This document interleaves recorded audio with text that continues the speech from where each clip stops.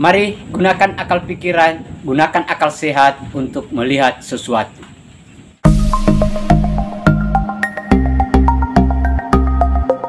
Assalamualaikum warahmatullahi wabarakatuh. Salam sejahtera untuk kita semua, salam demokrasi dan salam pluralisme.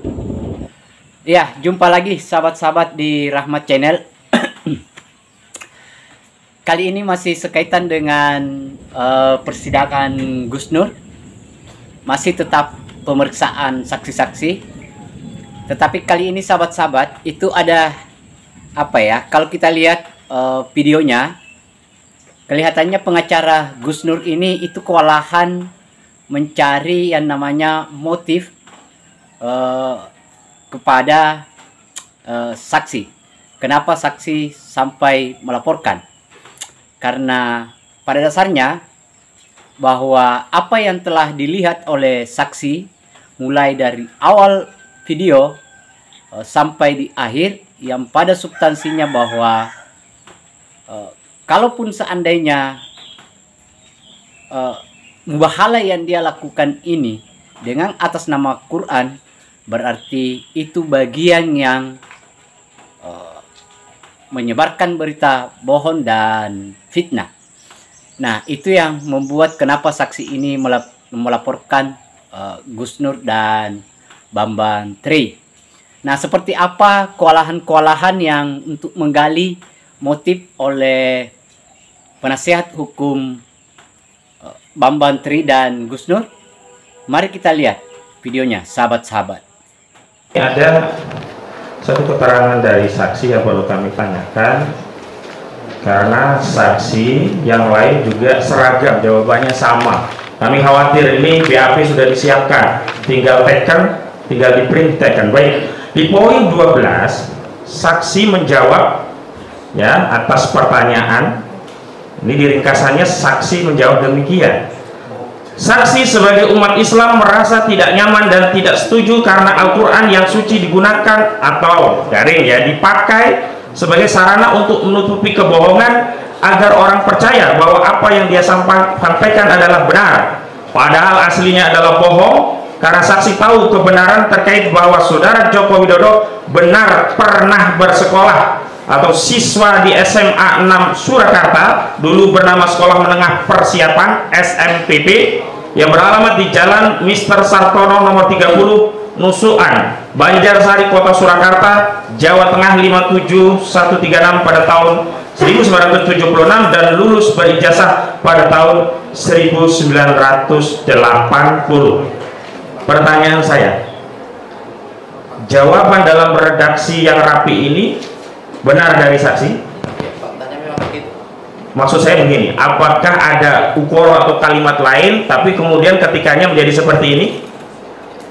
Kami menjawab pertanyaannya dari penyidik. Sama persis seperti ini? Jawabannya sama persis seperti yang saya katakan? Ya, kalimatnya menjadi seperti itu. Menjadi seperti itu. Pertanyaannya, sebelumnya apakah seperti itu? Kok ada kalimat menjadi seperti ini? Ya, saya menyampaikannya seperti itu. Jadi di dalam penyidik itu kan pertanyaan itu saya jawab seperti itu. Seperti itu ya, baik. Karena seragam dengan yang lain. Yang kemarin ada yang mencabut. Ya, saya tanyakan. Saudara tadi menyatakan yang keberatan saksi yang utama adalah karena saksi sebagai guru. Tadi ada karena dianggap bohong begitu.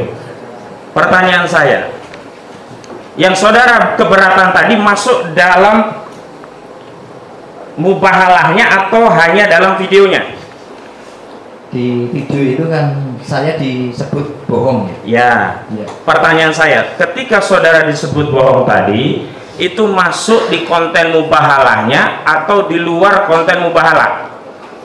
Mubahalah ini kan sepanjang konten itu ada ya? Bukan, saya batasi ya. Kalau konten mubahalahnya ketika saudara terdakwa ini disumpah pakai Al-Quran. Nah, baru di situ ada redaksi kata-kata dari terdakwa yang dibimbing oleh Gus Nur. Itulah yang disebut mubahalah di video tadi. Pertanyaan saya, yang saudara komplain keberatan tadi, apa yang di bawah kitab suci Al-Quran atau di luar? Karena tadi ada di menit ke-18.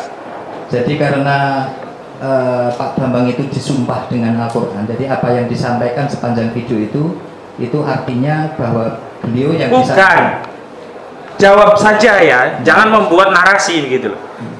Yang saudara keberatan tadi kan ada di 18 menit 17-18. Itu masuk yang ada masuk dalam mubahalahnya atau video dengan judul mubahalah? Kalau video mubahalahnya kan panjang. Mubahalahnya itu hanya dibatasi saat ada sumpah di bawah Al-Quran. Pertanyaan saya sederhana, yang di bawah Al-Quran atau di luar bawah Al-Quran? Di luar. Di luar, baik. Saya lanjutkan.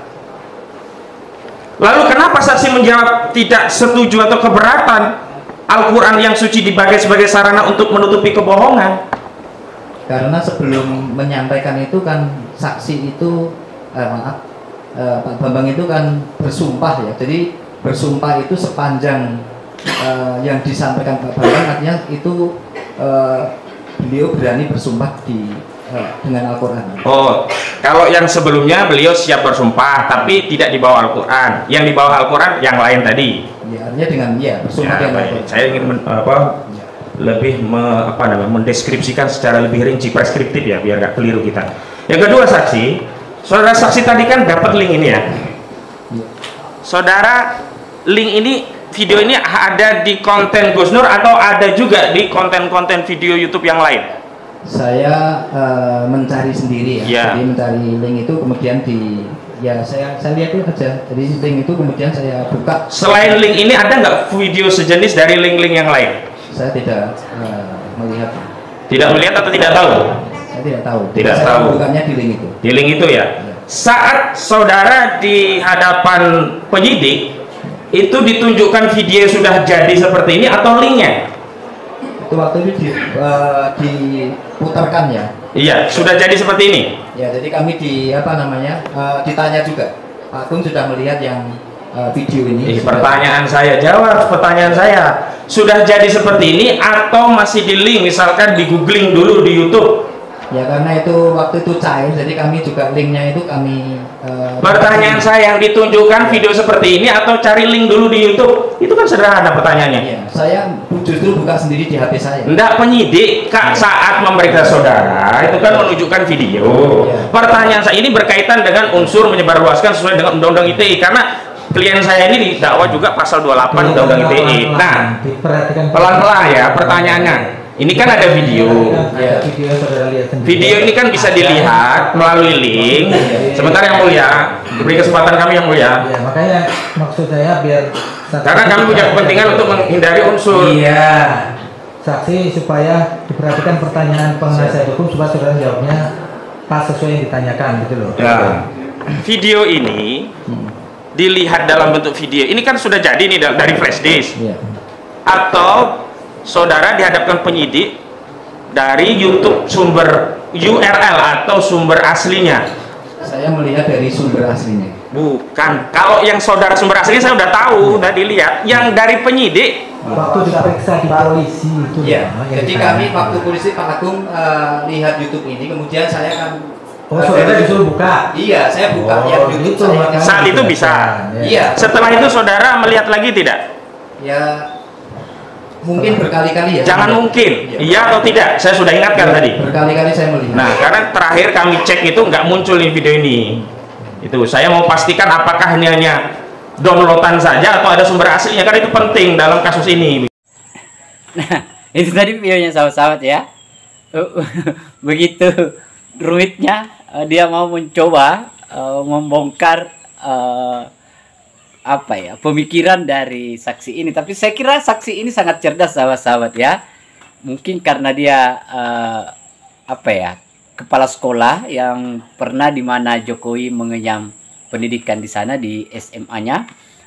Tetapi jawaban-jawaban yang diberikan oleh saksi ini itu memang sangat cerdas, dan saya kira jawaban yang disampaikan saksi itu menandakan bahwa apa yang dirasakan oleh si menjadi saksi bahwa dalam kasus Gus Nur ini bahwa memang terjadi yang namanya penyebaran informasi melalui akun YouTube-nya Gus Nur itu.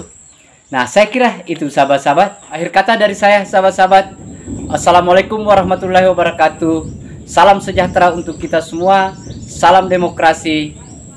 dan salam pluralisme. Ingat, mari gunakan akal pikiran, mari gunakan akal sehat untuk melihat sesuatu.